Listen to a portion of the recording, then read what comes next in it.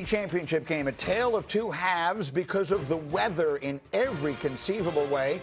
It was Drake May's Patriots taking on Jarrett Stidham and the Denver Broncos. And early on, Dan, the very first opportunity they get, or the second drive, I should say, Jarrett Stidham leads them right down the field, one big passing play, and then this touchdown to Cortland Sutton. Yeah, nice job of getting him on the move. Sutton wide open. This was the ideal start for the Denver Broncos. Then, flip sides, second quarter, critical decision from Sean Payton. 4th and 1 from the 14 with a 7-0 lead and your defense playing great. He doesn't take the points. They go for the first down. What do we think of the call and the decision? I think the decision is the wrong one. Take a 10-0 lead. The call, I'm fine with the play call in that situation, but I still believe kicking the field goal would have been the right choice. And then the other thing that you can't do, Jarrett Stidham, Rex, makes the one critical mistake. Yeah, you think right there, this is the one that cost them the game right here. And again, this is what you expect. I mean, you got these guys are backups for a reason. All right, he'll be a backup the rest of his career. He tries to flip the ball away. It is a backwards pass. It should have been a touchdown for the Patriots. Instead, they rule it on the spot that he picks it up, but it's no problem because Drake May takes it right in. So we're tied up at 7 at the half. Now we go to the third quarter. Patriots on a 4th and 1. Drake May, he's going to sneak and he's going to get it, and they're going to look at it. And Sean Payton, D. Wood, would challenge this, even though he has no chance of this being overturned. Yeah, listen, from that view, obviously that's why he challenged it, but when it's that close, maybe you want to say your timeout there. Yeah, the idea that anyone was going to look at that and decide is clear and decisive. So Andy Borregales winds up kicking a 23-yard field goal. You can see the snow has begun to fall. Those 3 points are obviously critical. Fourth quarter, it's now a snow globe with wind. The employees are trying to clear the field off. 46-yard field goal attempt from Will Lutz here. Dan, at first it looks like a terrible kick, but a second look at it, you realize this ball is blocked by Leonard Taylor. Yeah, it's a great job, Rush. You can see one D tackle getting low, one getting high. Taylor gets his hand up. Outstanding by New England special teams. And so Denver would have one final chance. Jarrett Stidham, they had no offense in the second half at all. Conditions were obviously a huge factor. Christian Gonzalez with the interception. Patriots just need one first down to put it away. And what do? They keep it in the hands of their quarterback. Yeah, this is an outstanding play call by Josh McDaniels and Drake May. Just the ability to get on the edge, get the first down. Great play call, great execution. Strange second half in which the weather was such a factor, but in the end, the celebration. Stephon Diggs is going to the Super Bowl. Mike Vrabel's going back to the Super Bowl. In his second year, Drake May is going to the Super Bowl.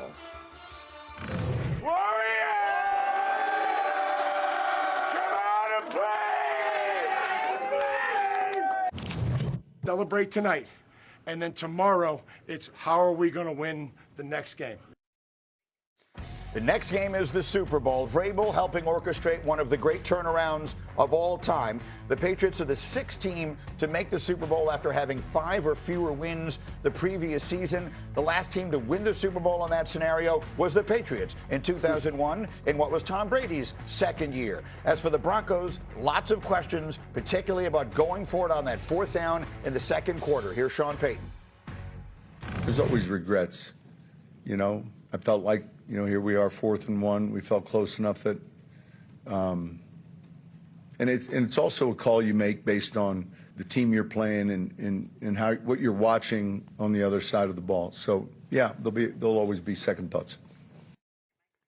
So one of the things that obviously comes up is how aware are the coaches and everyone about the weather? So Rex, you were a head coach. When we see the way the weather turns in the second half, where offense was practically impossible, passing up on the field goal, I think then in hindsight looks worse. How aware are the coaches of what the weather is going to be as the game goes on? Oh, you're definitely aware of it. There's no question about it. Now, are you aware of the fact that it's going to be like it was?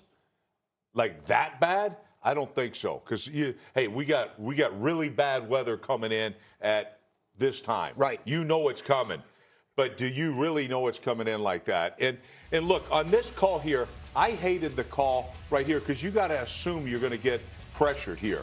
They're turning guys loose. You got a backup quarterback that was absolutely horrendous in this game. So I never liked the call itself. But to Sean Payton's credit, right? Like he's sitting back and he's got all these little nerd dudes, analytic nerds that you know how I feel about them. Yes. They're the ones piping in, let's go for it. You know, analytics says, let's go for it at 52%. Oh, I don't care what it says. Coaching is an art. It's not a science. And you got to understand, points are going to be at a premium here. And so to me, and of course, I get it.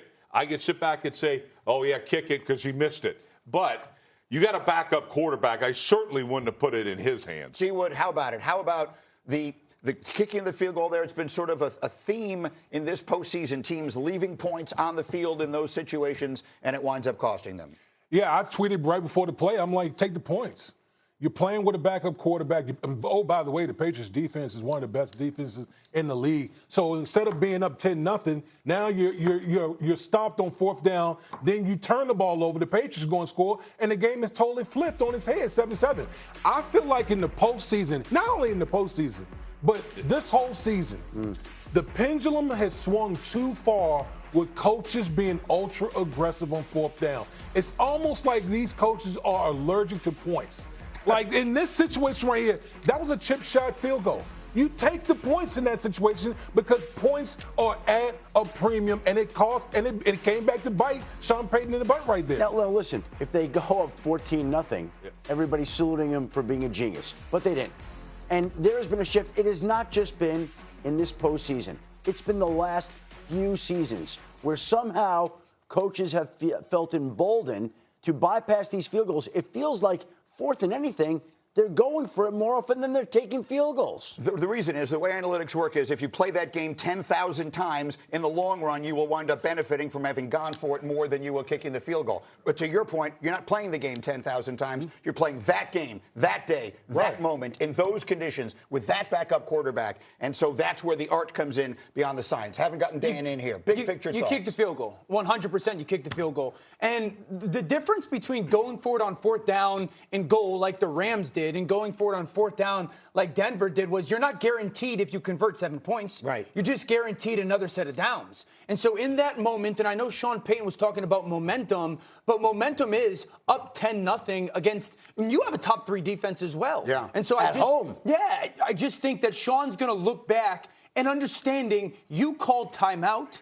So now you've given New England the opportunity to have clear communication. What do they like to go to? What's going to be our call? Be ready for something like this. And I think that moment when you call the timeout, you're actually now giving an advantage to the defense to have more conversation and to alert all your players of what your likely tendencies are. Absolutely right, Dano. 100% agree with you on that. But the biggest thing is this. If I have Matt Stafford at quarterback, I'm going for it. I agree. If I got a backup quarterback, that's why I agree. There's no way in hell. Like, that's where analytics doesn't say that. Oh, Matt Stafford. Okay, we're going to go for it. I think the Rams made the right decision to go for it. I think the Broncos made the wrong decision to not kick it. And so at the end of the day, if you're the Broncos, and this is why I said this is the one you're never going to get over, you give up the 3 points, or you pass up the 3 points in the first half, you hand New England their only touchdown of the game, and you wind up losing 10-7. Yeah, and you missed 2 field goals. That's a very tough one to swallow. Final word from Shefty. Listen, that's something that's going to stay with them for a long time. It's hard to get to that spot. They were the number 1 seed. Also think it's the kind of thing late in the 4th quarter, Bo Nix was not there to pull out his magic. Yes, they would have been smoked by the Seattle Seahawks. We'll see. We're going to find out now how